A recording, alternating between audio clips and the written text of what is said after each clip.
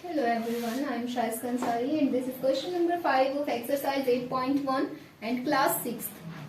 So in this question it is given write the following decimals as fractions, reduce the fractions to lowest form.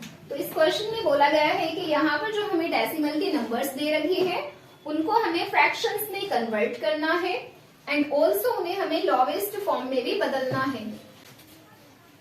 तो यहाँ पर 0.6 सबसे पहले इस 0.6 का हम यहाँ से ये डेसिमल रिमूव करेंगे।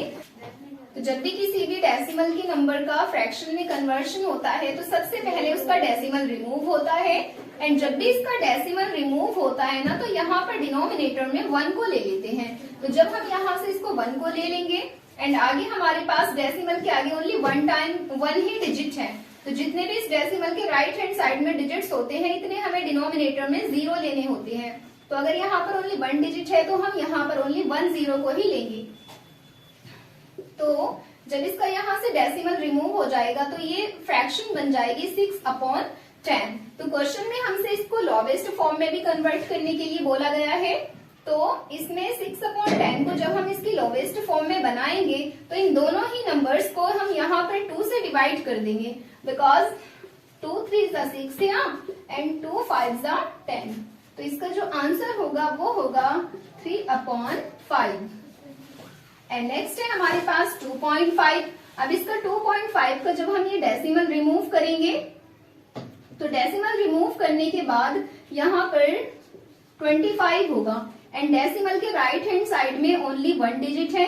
तो डेसिमल रिमूव जब किया तो 1 डिनोमिनेटर ले लेंगे एंड इसके डेसिमल के राइट हैंड साइड में ओनली 1 ही डिजिट है, तो हम यहाँ पर ओनली 1 0 को लेंगे। एंड अभी ये जो 25/10 है वो दोनों ही नंबर्स यहाँ हम 5 से डिवाइड कर सकते हैं, तो इसकी लोवेस्ट फॉर्म में कन्वर्ट हो जाएगा।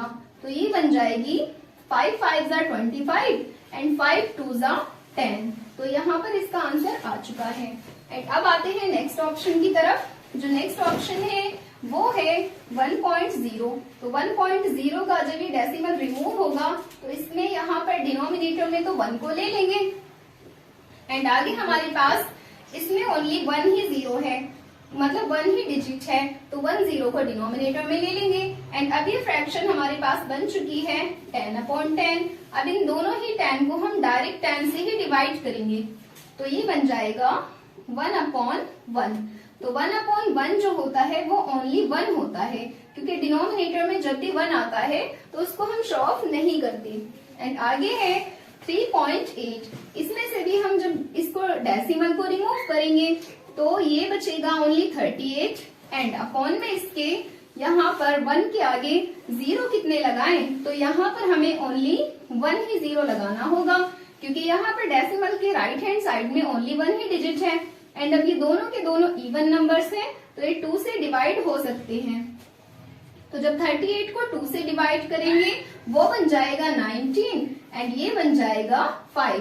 तो यहाँ पर जो आंसर होगा वो होगा 19/5।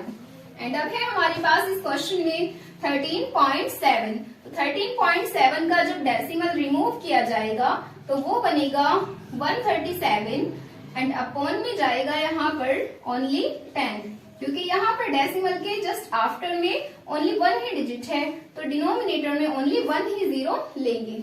एंड अब ये जो 137 एंड अपॉन 10 है तो वो किसी नंबर से डिवाइड नहीं हो रहा है, तो वो हमारा आंसर यहाँ पर कंप्लीट हो जाएगा। एंड अब है 21.2।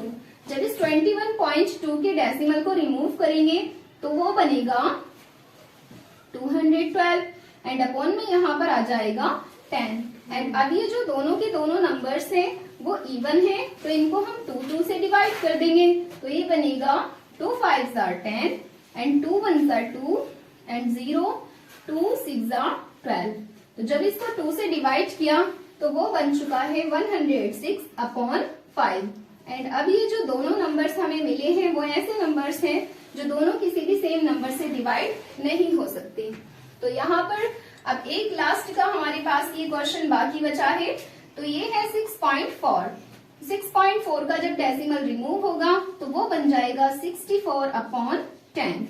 तो 64/10 को अब सिंपलेस्ट फॉर्म में जब कन्वर्ट करेंगे तो दोनों ही हम 2 से डिवाइड करेंगे। तो डिवाइड करने के बाद में ये बन जाएगा 32/5। So this was the answer of this question, and now let's come to the next question.